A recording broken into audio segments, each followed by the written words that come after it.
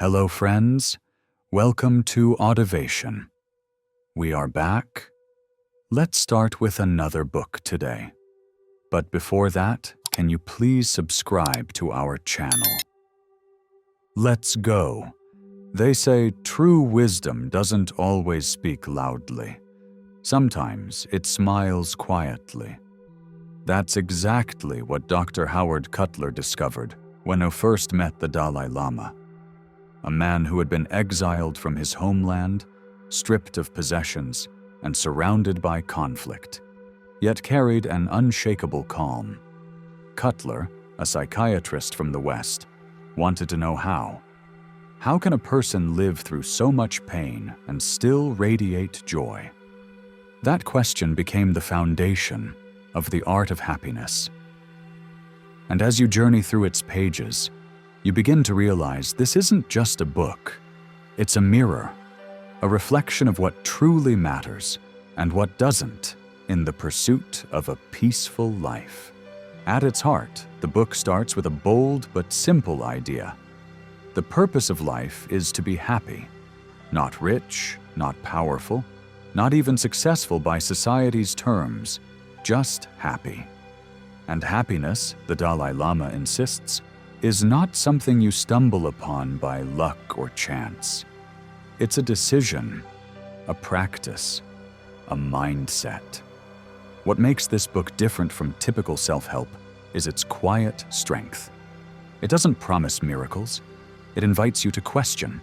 It nudges you to look inside, to trace your restlessness, not to the world outside, but to the way your mind reacts to it. The Dalai Lama explains that while pain is part of life, suffering is optional. Yes, bad things happen: loss, failure, rejection. But we often amplify that pain through overthinking, comparison, and resistance. Instead of allowing our wounds to heal, we keep scratching them with "why me?" and "this isn't fair."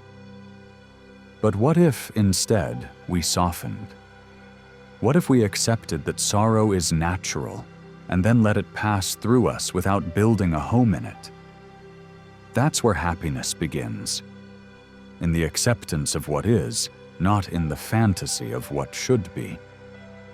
Dr. Cutler brings a Western psychological lens to this idea, confirming that many of our emotional struggles arise not from events themselves, but from how we interpret them. Take two people with the same problem.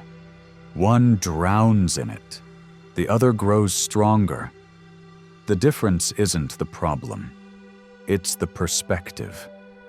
The Dalai Lama's teachings revolve around training the mind. He believes that just as we build muscle through exercise, we can build peace through mental discipline. This doesn't mean suppressing emotions. It means becoming aware of them, watching them rise, understanding their root, and choosing a healthy response. So, how do we train the mind? The book doesn't give a rigid checklist. Instead, it encourages gentle shifts, practicing gratitude, even in moments of difficulty, developing compassion, not just for others, but also for yourself, creating distance from destructive thoughts instead of fusing with them.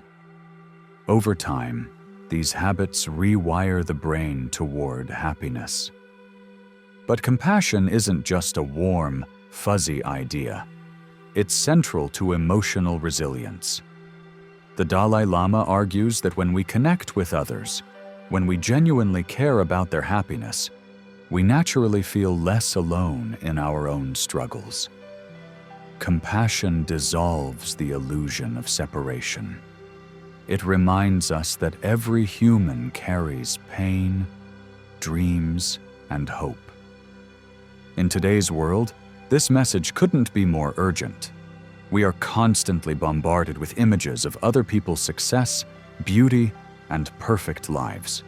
And quietly, this fuels a storm of insecurity. The book gently reminds us that inner peace doesn't come from having what others have.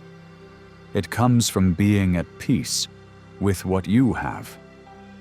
Through touching anecdotes, real therapy conversations, and moments of laughter between Cutler and the Dalai Lama, the book explores deeper emotional themes: anxiety, self-worth, anger, and the search for meaning.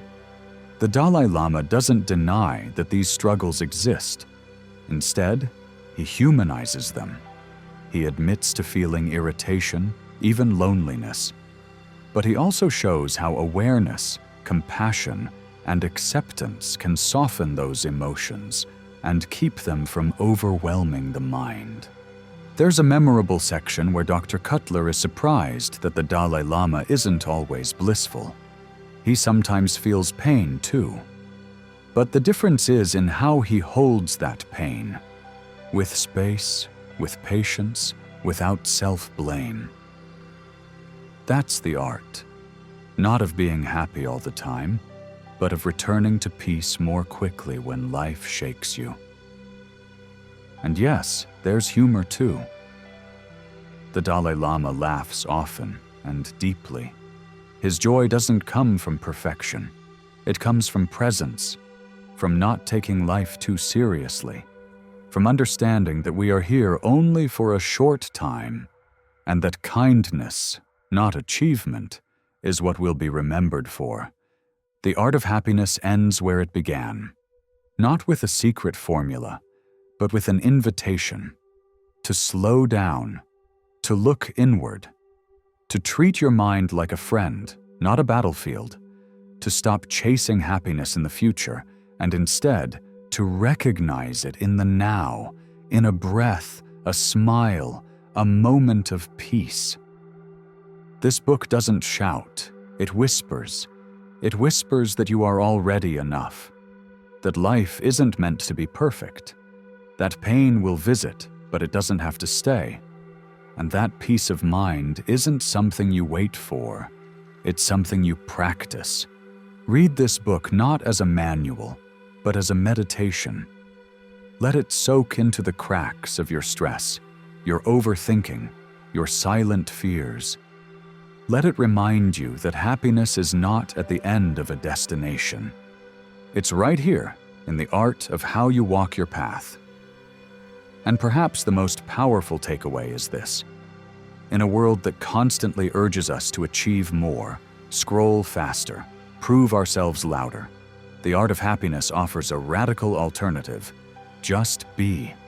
In today's mechanical world of deadlines, dopamine hits, and digital distractions, this book teaches us to pause and reclaim our humanity. It reminds us that mental peace is not a luxury, but a necessity.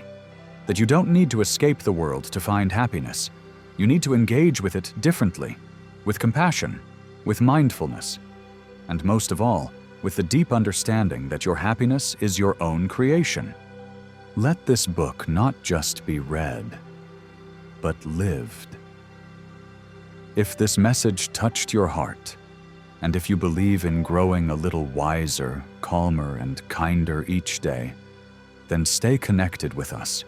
At AudiVation, we bring you not just summaries, but soul-deep reflections from the world's most powerful books. Hit that subscribe button, turn on the notifications, and join our journey of self-discovery, one story at a time. Let's build a community where motivation meets mindfulness, because your peace of mind matters. Stay well, my friend.